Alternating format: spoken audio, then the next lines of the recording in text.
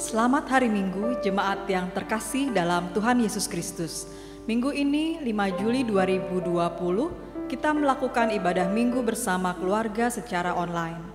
Ibadah online hari ini dilayani oleh Saudari Elisa Bernike Sunarko. Mari kita menyiapkan hati kita untuk memasuki ibadah minggu ini.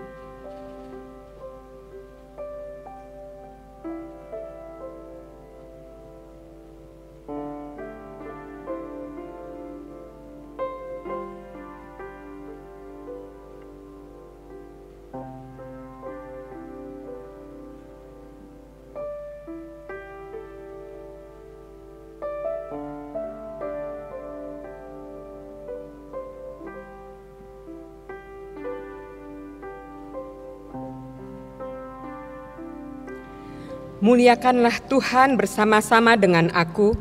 Marilah kita bersama-sama memasyurkan namanya. Mazmur 34 ayat 4.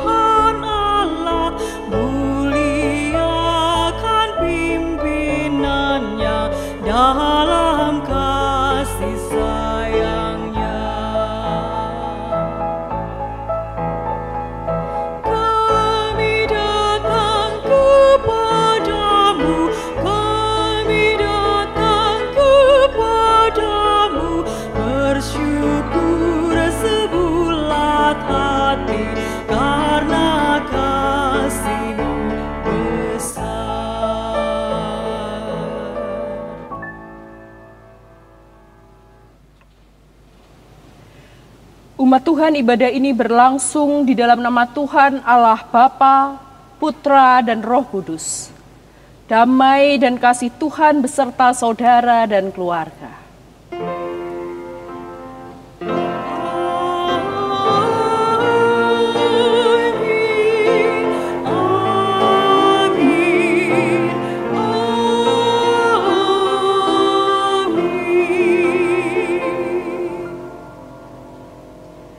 Umat Tuhan yang terkasih, tema ibadah minggu kita pada hari ini adalah kelegaan di dalam didikan Tuhan. Firman Tuhan yang mengawali ibadah kita diambil dari Injil Matius, pasalnya yang ke-11 ayat 28 sampai 29. Matius 11 ayat 28 sampai 29. Marilah kepadaku semua yang letih, lesu, dan berbeban berat. Aku akan memberikan kelegaan kepadamu. Pikulah kuki yang kupasang dan belajarlah kepadaku, karena aku lemah lembut dan rendah hati, dan jiwamu akan mendapat kelegaan.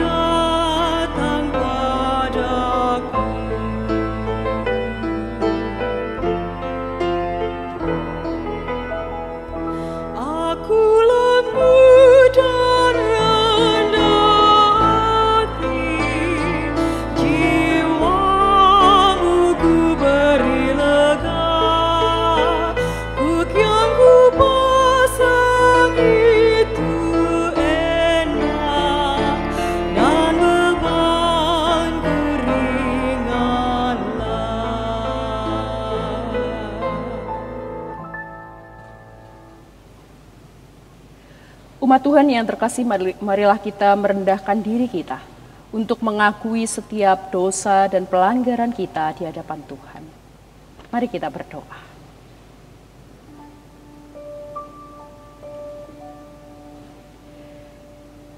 Ya Tuhan Allah kami datang ke hadirat-Mu. membawa seluruh keberadaan diri kami. Tuhan, Kau mengetahui setiap hal yang terjadi di dalam kehidupan kami, setiap perbuatan yang kami lakukan. Dan karenanya pada hari ini kami datang mengakui segala pelanggaran dan kesalahan kami. Ampunilah kami Bapa ketika seringkali kami masuk ke dalam pelanggaran yang mendukakan hati Tuhan. Ampunilah kami ketika persoalan menghimpit kami melupakan Engkau dan mengandalkan diri kami sendiri. Kini kami ingin diperbaharui, kami ingin diubahkan oleh kuasa cinta kasih Kristus. Perbaharuilah hidup kami ya Bapa. Bentuklah kami supaya kami menjadi anak-anak Tuhan yang sesuai dengan kehendak Tuhan. Anak-anak Tuhan yang menyukakan hati Tuhan. Karena kami percaya di dalam setiap pergumulan hidup kami, Engkau Allah akan menyelamatkan kami. Di dalam setiap keletihan kami, Engkau akan memberikan kelegaan. Dan di dalam setiap beban berat yang kami tanggung, Engkau Allah akan memberikan ketenangan.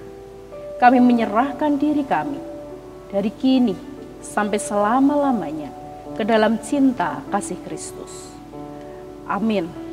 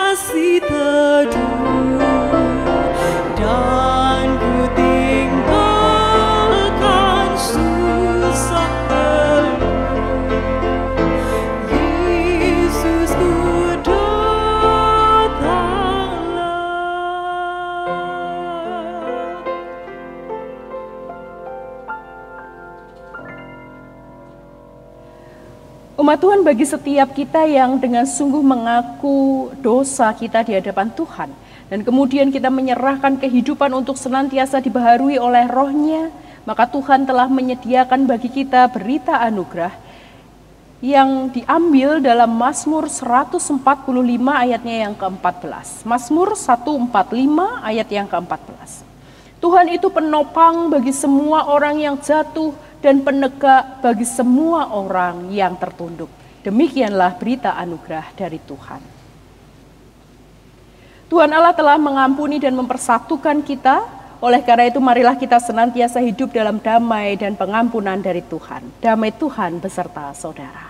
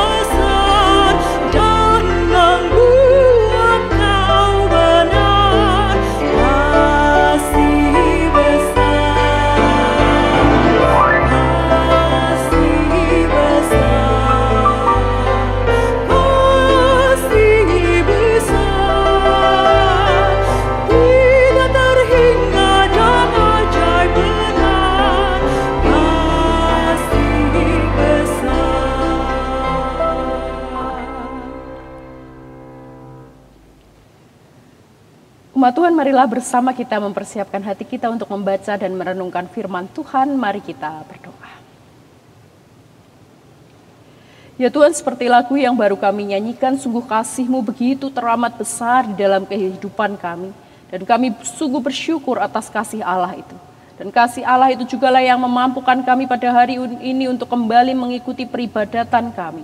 Dan karenanya kami sungguh bersyukur untuk setiap kesempatan yang Tuhan beri. Di dalam kesempatan yang indah ini, Bapa, kami setiap anak-anak Tuhan rindu mendengar sapaan firman Tuhan. Karenanya dalam segala kerendahan hati kami memohon Roh Kudus bekerja atas diri kami masing-masing pribadi. Memampukan kami untuk boleh mendengar firman Tuhan, memahaminya dan melakukannya di dalam kehidupan kami. Kami juga berdoa biarlah Engkau memakai hamba-Mu yang lemah ini untuk boleh berkata-kata sesuai dengan apa yang Tuhan sendiri sungguh ingin sampaikan kepada umat Tuhan saat ini. Kami serahkan Bapa waktu pembacaan perenungan firman ke dalam tangan kasih Kristus. Biarlah segala sesuatu yang terjadi adalah yang seturut dengan kehendak Bapa. Amin.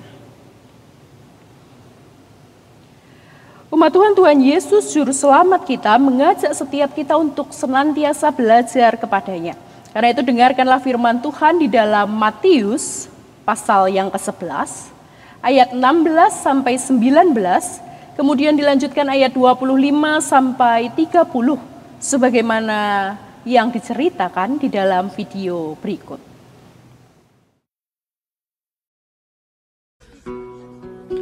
Dengan apakah akan kuumpamakan angkatan ini? Mereka itu seumpama anak-anak yang duduk di pasar dan berseru kepada teman-temannya. Kami meniup seruling bagimu, tetapi kamu tidak menari. Kami menyanyikan kidung duka, tetapi kamu tidak berkabung. Karena Yohanes datang, ia tidak makan dan tidak minum, dan mereka berkata, ia kerasukan setan.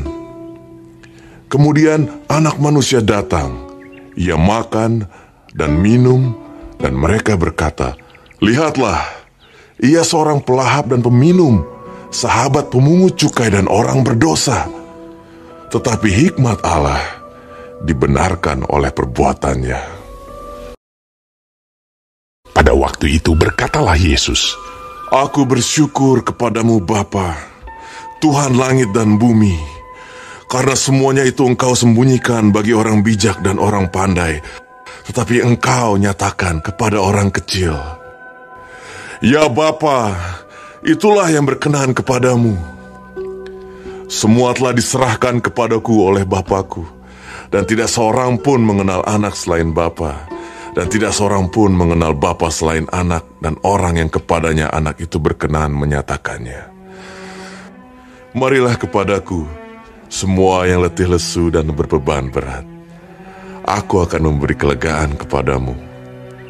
Pikulah kuk yang kupasang, dan belajarlah padaku, karena aku lemah lembut dan rendah hati, dan jiwamu akan mendapat ketenangan. Sebab kuk yang kupasang itu enak, dan bebanku pun ringan.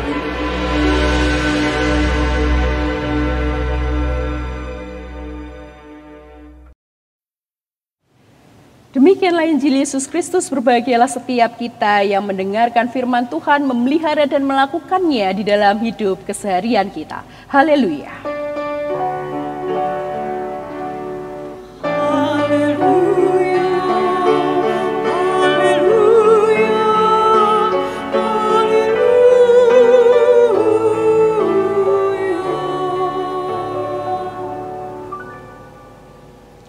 Shalom jemaat yang terkasih.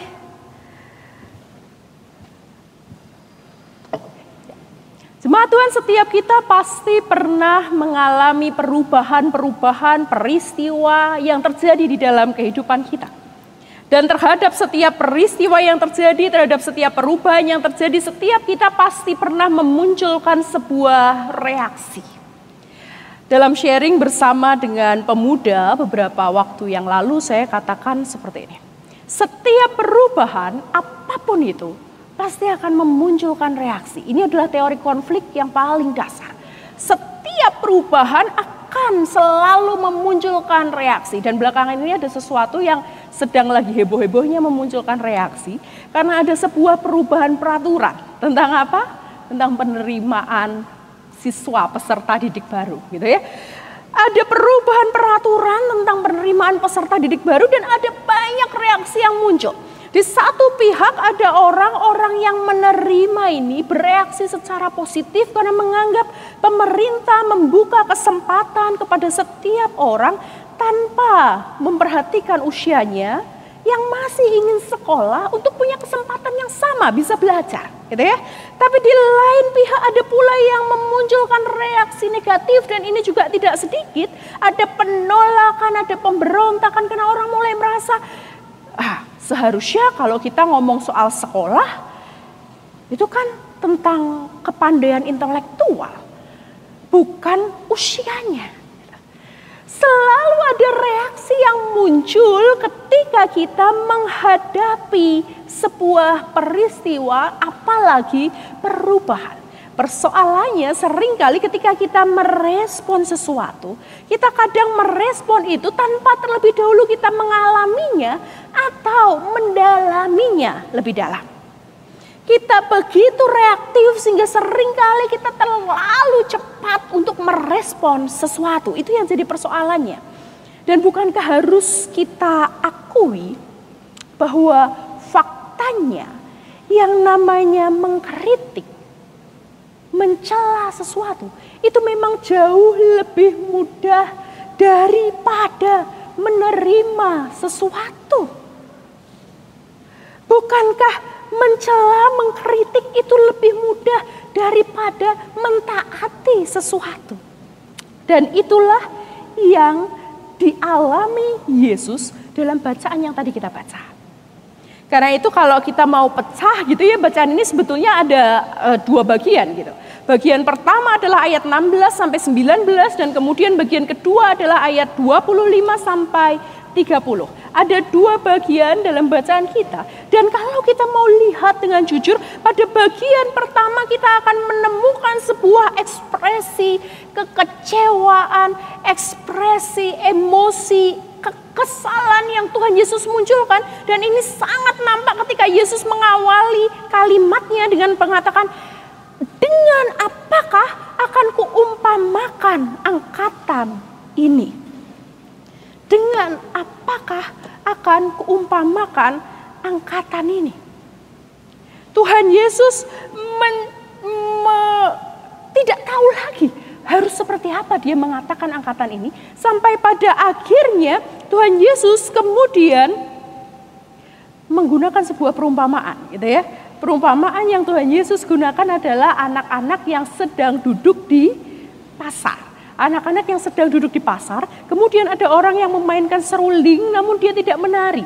Nah, kegiatan memainkan seruling ini adalah kegiatan ketika ada di pesta pernikahan. Sebuah pesta pernikahan. Artinya ini adalah satu kondisi yang penuh dengan sukacita, keceriaan. Namun anak-anak itu tidak menari. Kemudian ketika orang mulai menyenandungkan lagu duka, mereka juga tidak meratap. Lagu duka jelas di dalam kedukaan. Baik dalam sukacita maupun dalam dukacita, mereka tidak merespons. Mereka tidak menerima kondisi itu. Mereka menolak kondisi itu. Dan itulah yang Yesus gambarkan ketika ia mulai katakan, Yohanes Pembaptis yang datang dengan kesalehannya gitu ya, hidup sebagai seorang pertapa, mengasingkan diri. Barangkali kita bisa katakan hidup pietis, disebut kerasukan setan. Tapi ketika muncul tokoh baru yang revolusioner gitu ya, yang penuh gebrakan, yang membara, menggelora seperti Yesus, orang juga kemudian menolak dia dengan mengatakan dia ini pelahap, dia ini pemabuk, orang yang bergaul dengan orang yang tidak seharusnya ia bergaul. Yohanes Pembaptis ditolak, Yesus pun ditolak. Itulah realita yang dunia berikan. Dengan mudah begitu cepat bereaksi dan reaksi yang dimunculkan adalah reaksi penolakan. Menariknya di ayat 19 bagian terakhir, ini yang menjadi poin yang paling penting bagi Tuhan. Bukan soal reaksi apa yang manusia itu munculkan terhadap karya yang Yesus sedang kerjakan. Tapi yang paling penting bagi Yesus adalah bahwa karya yang sedang ia kerjakan itu menghadirkan, mendatangkan hikmat Allah, menyatakan hikmat Allah. Maka yang Yesus mau coba katakan adalah bahwa bukan bukti, dampak dari pekerjaannya itu seharusnya cukup menjawab setiap penolakan yang orang berikan. Dan bukti itu sudah Yesus sebutkan lebih dahulu. Kalau kita mau agak mundur gitu ya, di bagian yang sama, perikop yang sama pada ayat yang kelima. Tuhan Yesus sudah berikan banyak bukti itu. Ketika ia katakan yang buta melihat, yang tuli mendengar, yang lumpuh berjalan, yang kusta tahir, yang mati dibangkitkan.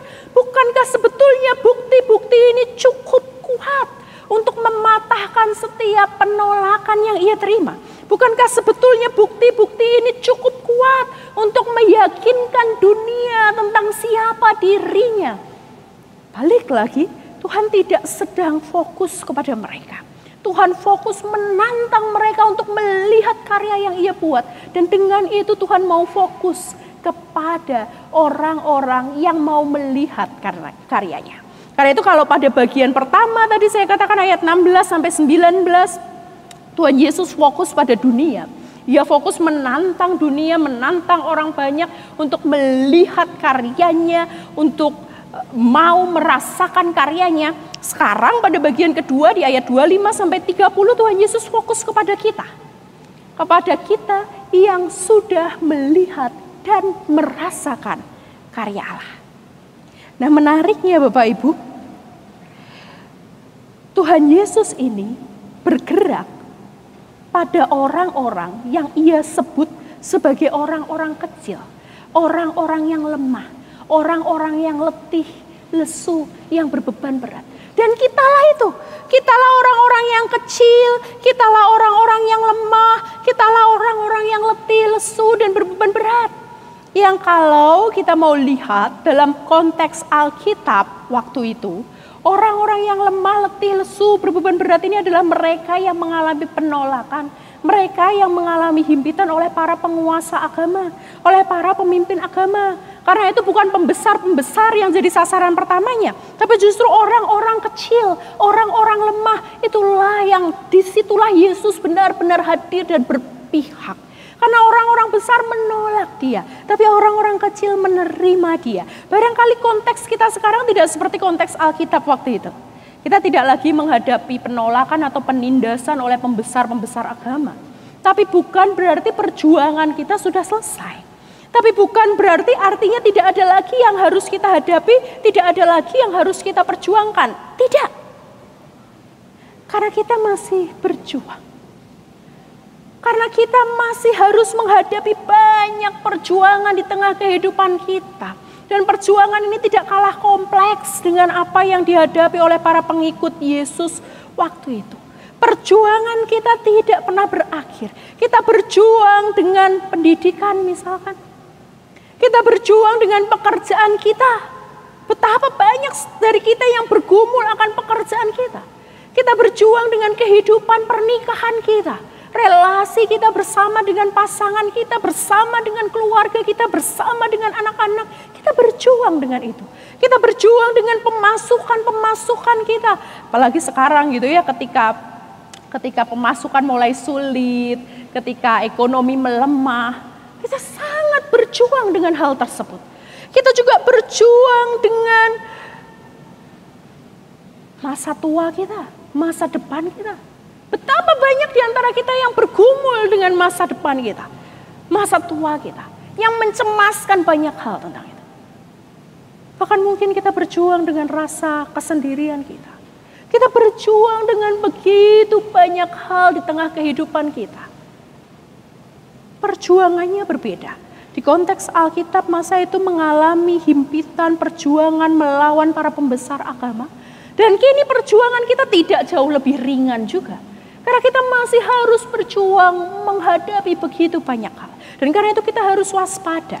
Kenapa? Karena di tengah perjuangan ini sangat mungkin kita akan mudah kehilangan kepercayaan kita, pengharapan kita kepada Tuhan. Di tengah persoalan yang kita hadapi, perjuangan yang harus kita lakukan, sangat mungkin kita kemudian menjadi kritikus, kita kemudian menolak dan melawan Kristus. Sangat mungkin. Jadi sekalipun kita telah menerima karya Kristus, kita mau melihat kepada karya Kristus, bukan berarti Bukan berarti kita tidak mungkin tergoda untuk kemudian menolak Kristus, untuk kemudian mulai mengkritik banyak hal, untuk kemudian mulai mempersangsikan banyak hal. Sangat mungkin kita jatuh kepada hal itu. Sangat mungkin di tengah pergumulan kita saat ini, kita mulai mempertanyakan karya kasih Kristus di tengah kehidupan kita. Sangat mungkin ketika kita mulai bergumul tentang apa yang harus kita makan, dari mana kita dapat uang, bagaimana kita menghidupi pendidikan anak-anak, kita kemudian mulai mempersaksikan cinta kasih Allah di tengah hidup kita. Itu berhati-hatilah. Dan karena itu juga menurut saya Matius 11 ayat 28-30 yang saya yakin jadi favorit kita semua. Banyak orang memfavoritkan ayat ini, masih tetap dan sangat begitu relevan bagi kehidupan kita. Karena itu ada beberapa hal yang harus kita ingat. Yang pertama harus kita ingat, harus kita sadari bahwa sampai kapanpun ketika kita menjadi pengikut Kristus, maka akan selalu ada kuk yang harus kita pikul. Dan kita harus menyadari kuk yang harus kita pikul itu sebagai anugerah, sebagai cinta kasih Allah, sebagai berkat, sebagai sesuatu yang istimewa yang diberikan Tuhan kepada pengikut Kristus. Ini harus kita sadari. Bahwa setiap pengikut Kristus tidak mungkin lari dari yang namanya memikul kuk. Jadi wajar kalau yang namanya orang Kristen pasti punya persoalan, pasti punya beban, pasti punya himpitan. Karena itulah kuk yang harus kita pikul. Wajar. Pertama, kita harus menyadari itu. Namun ingat, sebelum ayat yang ke-29, pikulah kuk dan belajarlah kepadaku, Yesus lebih dulu mengawalinya dengan kata, marilah kepadaku semua yang letih lesu dan berbeban berat. Aku akan memberikan kelegaan kepadamu. Sebelum kita memasuki realitas yang penuh dengan perjuangan, Kristus telah terlebih dahulu mengundang kita untuk masuk ke dalam realitas penuh kelegaan. Menarik bukan? Gak perlu khawatir tentang kuknya. Karena sebelum kita menerima kuk itu, sebelum kita benar-benar masuk dalam realitas di mana kita harus berjuang, Kristus pertama-tama mengundang kita untuk masuk ke dalam realitas yang telah Ia sediakan. Realitas penuh kelegaan yang Ia berikan. Sebuah jaminan pasti yang Yesus berikan di dalam kehidupan kita. Bahkan ketika Kristus kemudian mengundang kita untuk memasuki realitas yang penuh dengan perjuangan, realitas di mana ada persoalan, di situ juga Ia mengakhirinya dengan mengatakan bahwa karena aku ini lemah lembut dan rendah hati, dan karena itu jiwamu akan mendapat ketenangan. Ada satu jaminan bukan hanya sebelum kita menghadapi realitas, Kristus menjamin bahwa kita akan beroleh kelegaan. Tapi setelah kita memasuki realitas, Kristus juga menjamin bahwa kita akan beroleh ketenangan. Ketenangan di sini ditulis dalam anapausin, gitu ya. Nah, ini yang sering kali disalahpahami orang. Karena orang anggap kalau kita udah jadi orang Kristen kita enak, gitu ya. Hidup kita akan bahagia, hidup kita akan tenang, tentram, gak ada persoalan. No, ketenangan yang Tuhan Yesus jelaskan pada bagian ini bukan ketenangan ketika kita kemudian hidup leha-leha, gak ada persoalan, tanpa himpitan, tanpa beban. Bukan ketenangan ketika kita bisa dengan enak duduk di kursi goyang dan menikmati sepanjang waktu tanpa ada hal yang menjadi beban kita. Bukan. Tapi ketenangan anapausin yang Tuhan maksud di sini adalah waktu istirahat temporary, sifatnya sementara, seperti yang diperoleh para tentara. Waktu istirahat yang ketika itu diperoleh itu memberikan energi positif, itu memberikan motivasi, itu juga memberikan arah visi yang jelas. Itu anapausin, itu ketenangan. Jadi kita harus ingat bahwa sejak awal ketika Yesus katakan pikulah kuk, belajarlah kepadaku karena aku lemah lembut dan rendah hati dan engkau akan menemukan ketenangan di dalam jiwamu. Tuhan tidak pernah sama sekali menjanjikan bahwa hidup kita akan mudah. bahwa kita tidak akan menjumpai persoalan atau himpitan. Sebaliknya, Tuhan menjamin kita akan menjumpai persoalan dan himpitan. Namun di tengah jaminan itu, Ia juga menjamin dengan pasti bahwa di dalam setiap persoalan, di dalam setiap himpitan, di dalam setiap penderitaan, semuanya itu akan mendapat waktu, tempat peristirahatan. Dan tempat peristirahatan ini akan memberikan ketenangan, kelegaan kepada jiwa kita. Di dalam setiap persoalan yang kita hadapi saat ini, percayalah bahwa Tuhan akan memberikan peristirahatan yang itu membuat jiwa kita lega, jiwa kita tenang, ada ketentraman di dalam hidup kita. Nah, menariknya Bapak Ibu, kalau kita tahu soal istilah memikul kuk gitu ya, kita akan bisa coba memaknai apa yang Tuhan Yesus sedang jelaskan dengan lebih dalam. Kenapa? Karena memikul kuk itu kan biasanya dipakai kepada lembu atau sapi untuk bajak sawah gitu ya. Dan yang namanya kuk itu nggak pernah dipakai seorang diri. Nggak ada sapi pakai kuk sendirian tuh. Biasanya kalau sapi pakai kuk tuh pasti berdua-duaan gitu ya. Ada temannya, ada partnernya. Maka ketika Yesus katakan pikulah kuk dan belajarlah kepadaku, Yesus sedang mau mengatakan kepada kita, Ia sedang mengundang kita untuk masuk dan bekerja sama bersama-sama dengan Dia menjadi timnya. Dan ketika kita memilih untuk menerima kuk itu, ketika kita memilih untuk masuk ke dalam kuk itu, ketika kita memilih untuk memikul kuk yang Tuhan Yesus berikan, artinya saat itu kita juga memilih untuk berjalan bersama dengan Kristus. Artinya saat itu kita juga memilih untuk membiarkan Kristus menjadi leader, partner kita di dalam menjalani setiap persoalan, di dalam menjalani setiap waktu di dalam kehidupan kita. Ketika kita memikul kuk bersama-sama dengan Kristus, Tuhan tidak sedang membiarkan kita tertimpa beban berat. Tapi Tuhan sedang memikul beban itu bersama-sama dengan kita. Tuhan sedang berjalan bersama-sama dengan kita. Melalui setiap tempat yang sulit, melalui setiap hal yang menakutkan bagi kita. Tuhan berjalan bersama-sama dengan kita. Artinya apa? Selama masih ada kuk yang kita pikul, masih ada persoalan yang kita harus hadapi.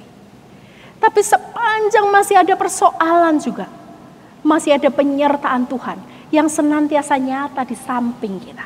Masih ada Tuhan yang senantiasa nyata memikul kuk itu bersama-sama dengan kita. Dan selama itu masih kita alami. Artinya selalu ada didikan Tuhan yang akan memperbaharui hidup kita. Mengelola diri kita. Sehingga makin hari kita makin tahu dengan siapa kita berjalan. Sehingga makin hari kita makin bisa menikmati bagaimana Allah menolong kita untuk melalui setiap hal sulit di dalam kehidupan kita. Jangan pernah menyerah dengan persoalan yang ada di depan kita.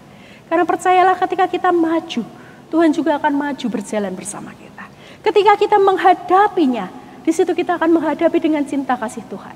Dan kadang perjuangan yang berat tidak akan pernah mengecewakan kita. Karena Tuhan akan memberikan yang terbaik dari setiap tetes air mata dan keringat yang kita keluarkan untuk menghadapi persoalan yang kita alami. Mari kita saksikan video berikut. Video ini adalah sebuah video yang cukup baik, cukup menginspirasi saya, dan semoga ini bisa membantu kita, menolong kita untuk melihat bagaimana seharusnya kita senantiasa berusaha. Karena di dalam setiap usaha kita, di situ Allah menyertai kita. Dan selama Allah menyertai kita, di situ Allah mendidik kita, membangun kita untuk menjadi pribadi yang semakin kuat. You think that you'll die without him. You know that's a lie that you tell yourself.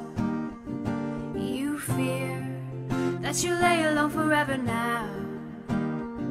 It ain't true, ain't true, ain't true, no. So put your arms around me tonight. Let the music lift you up like you've never been so high. Open up your heart to me. Let the music lift you up like you've never been this free. Till you feel the sunrise. Let the music warm your body like the heat of 1,000 fires. The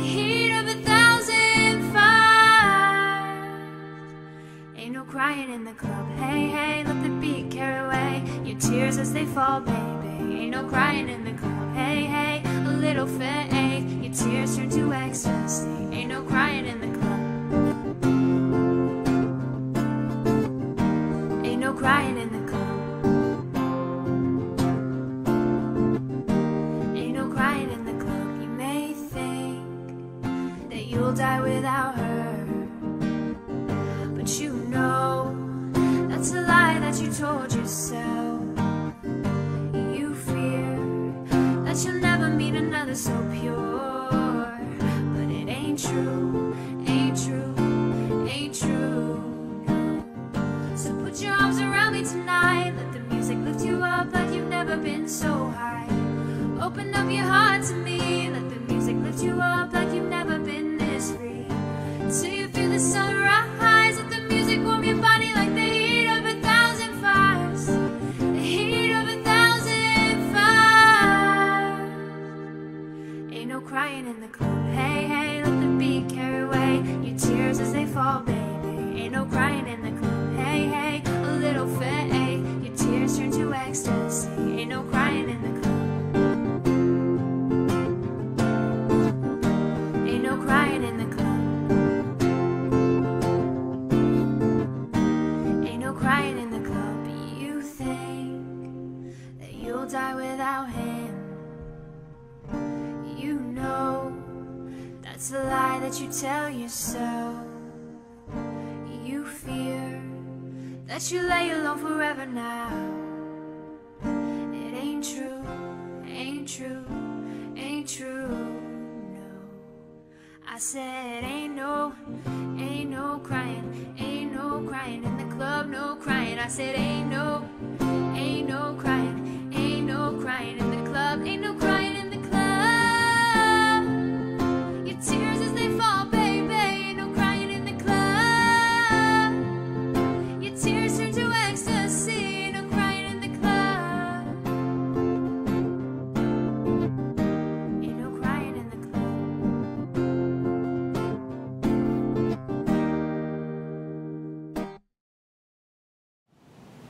Umat Tuhan, ingatlah bahwa setiap kelegaan yang Allah berikan kepada kita adalah proses pendewasaan.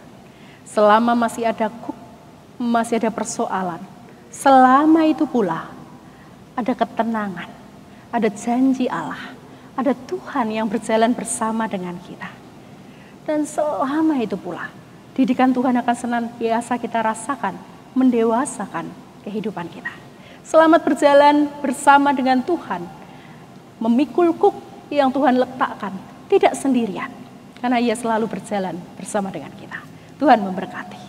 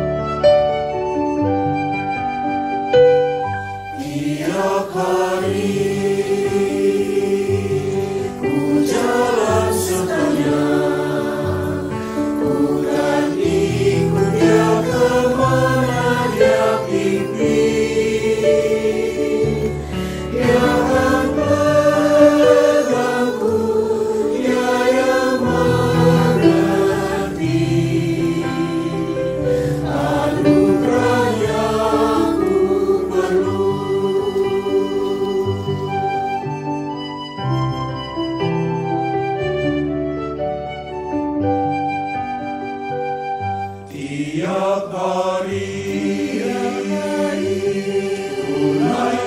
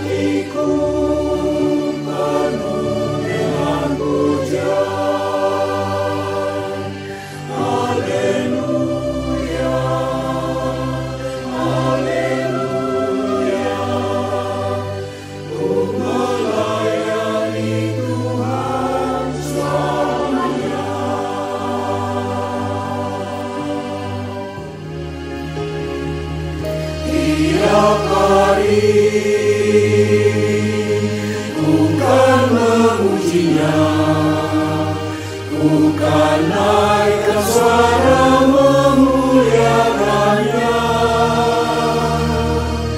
Ku puji Tuhan dengan nyanyinya,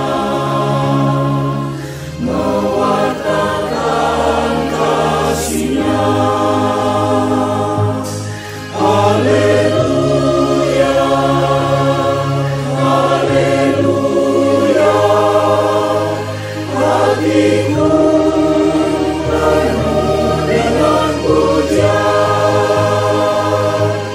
Haleluya, haleluya, ku melayani Tuhan selamanya, melayani Juru Selamatku selamanya.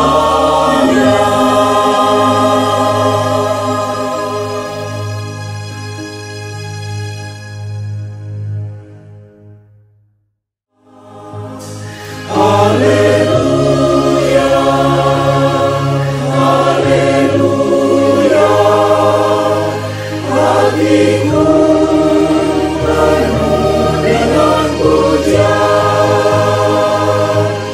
Haleluya, haleluya, ku melayani Tuhan selamanya,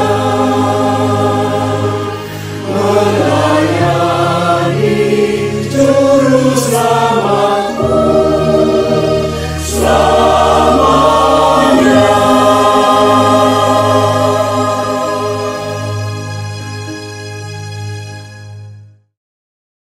Marilah dengan sikap sempurna dan keyakinan iman yang sungguh-sungguh bersama umat percaya dan gereja dari segala abad dan tempat, kita menyatakan pengakuan iman rasuli demikian. Aku percaya kepada Allah, Bapa yang Maha Kuasa, Khalik langit dan bumi, dan kepada Yesus Kristus, Anak yang tunggal Tuhan kita, yang dikandung daripada Roh Kudus, lahir dari anak darah Maria, yang menderita sengsara di bawah pemerintahan Pontius Pilatus, disalibkan, mati dan dikuburkan, turun ke dalam kerajaan maut. Pada hari yang ketiga, bangkit pula dari antara orang mati, naik ke surga, duduk di sebelah kanan Allah, Bapa yang Maha Kuasa.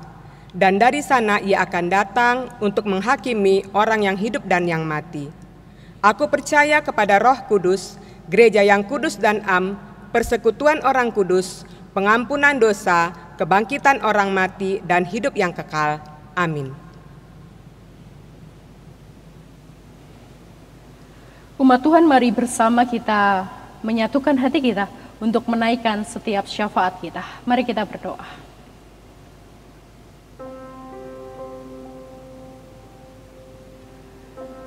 Tuhan, kami bersyukur untuk setiap hal yang boleh terjadi di dalam kehidupan kami, untuk setiap peristiwa yang boleh terjadi di dalam hidup kami.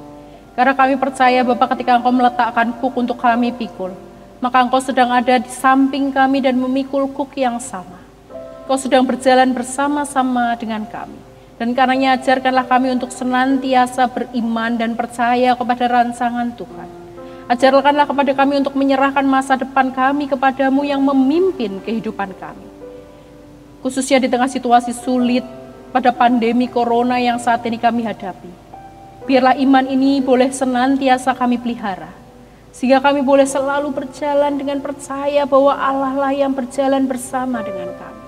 Ketika kami bergumul akan pendidikan, pekerjaan, penghasilan keluarga kami, biarlah kami senantiasa percaya Engkau akan menolong kami melalui setiap masa sulit yang Kau izinkan terjadi.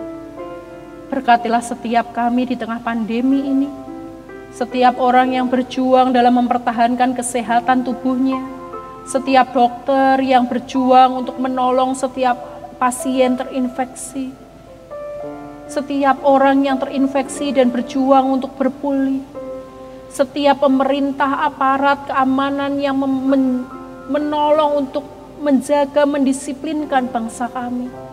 Biarlah berkat Tuhan senantiasa berlimpah dan hikmat Tuhan menolong untuk menjalani hari demi hari. Kami juga rindu berdoa Tuhan di tengah kerinduan kami untuk kembali bersekutu bersama di gedung gereja, beribadah bersama di gedung gereja. Ya Tuhan, kami mohon hikmat Tuhan, sehingga bukan emosi semata menguasai kami untuk ingin cepat-cepat berada di gereja. Namun biarlah gereja sebagai persekutuan yang mendatangkan kehidupan itu sungguh boleh kami lakukan dan menjadi berkat yang mendatangkan hidup dan sukacita. Biarkanlah kami boleh melakukan peribadatan nanti sesuai dengan waktu Tuhan, dan kami boleh mempersiapkan segala sesuatu yang sedang diupayakan oleh gereja Tuhan. Hikmat Tuhan memimpin setiap persiapan yang ada, juga setiap jemaat Tuhan di dalam menantikan kembalinya kami bersama beribadah di gedung gereja yang kami cintai ini. Kami serahkan bangsa negara kami, gereja kami, setiap keluarga kami ke dalam tangan kasih Kristus. Biarlah segala yang terjadi adalah yang seturut kehendak Bapa. Amin.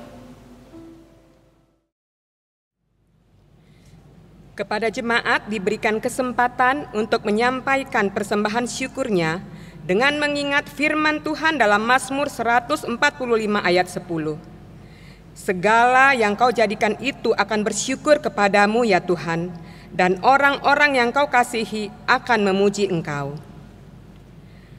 Bagi jemaat yang rindu untuk memberikan persembahan syukurnya, dapat mengirimkannya dengan cara transfer pada rekening GKI Cinere dengan nomor 101 00801 45582 di Bank Mandiri. Jemaat dapat memberikan keterangan apakah persembahan kantong hitam, kantong merah, persembahan bulanan, atau persembahan syukur lainnya.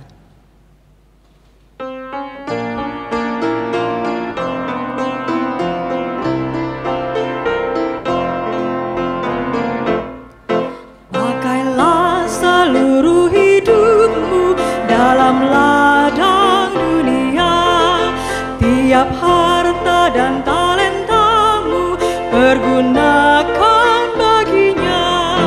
Berkat Tuhan tersedia bagi orang yang meminta. Dia tahu yang kau butuhkan kini dan selamanya.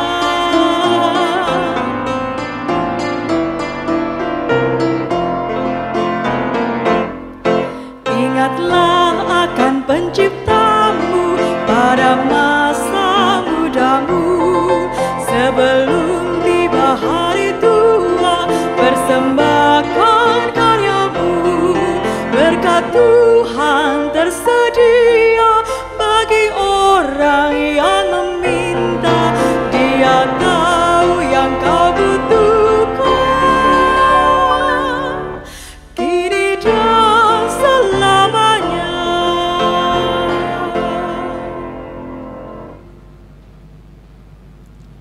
Mari kita berdoa.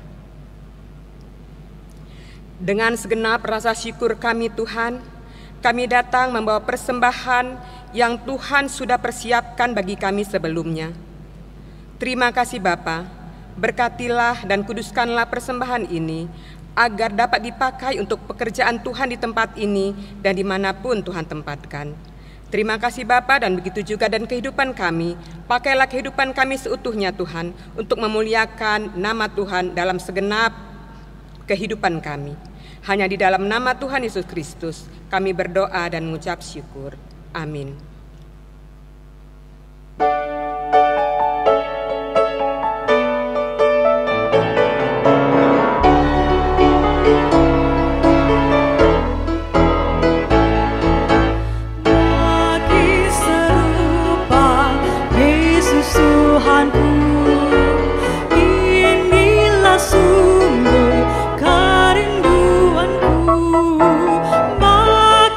Bersabar lembut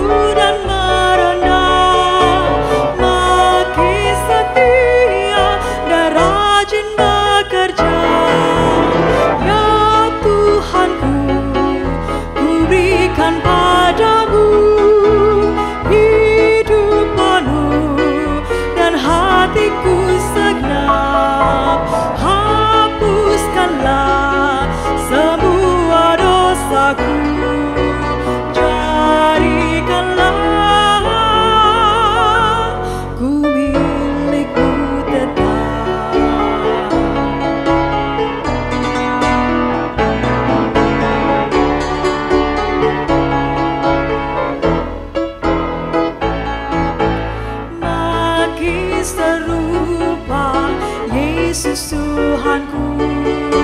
Setiap hari ini doaku, makin bergiat mencari murid-Nya, makin berani mencari saksinya.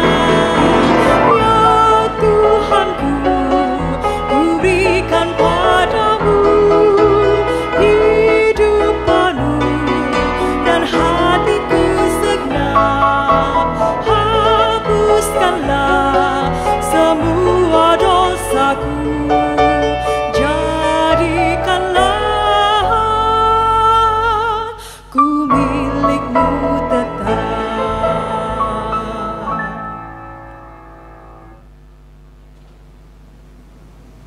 Umat Tuhan, arahkanlah hatimu kepada Tuhan dan terimalah berkat-Nya. Kasih karunia dari Tuhan Yesus Kristus, kasih dari Allah Bapa dan persekutuan dengan Roh Kudus menyertai kita dari sekarang sampai selama-lamanya. Amin.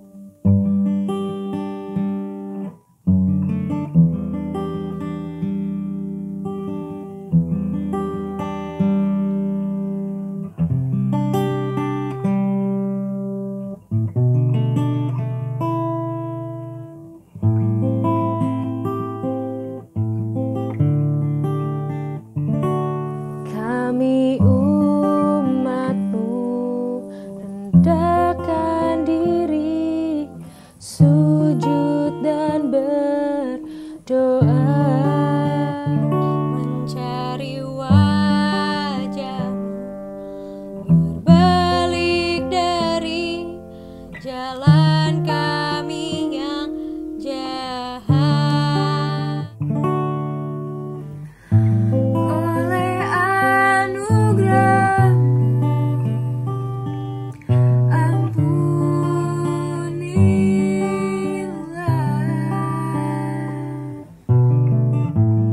Oleh anugerah-Mu,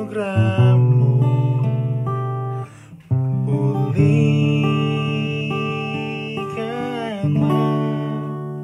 Tuhan, pulihkan.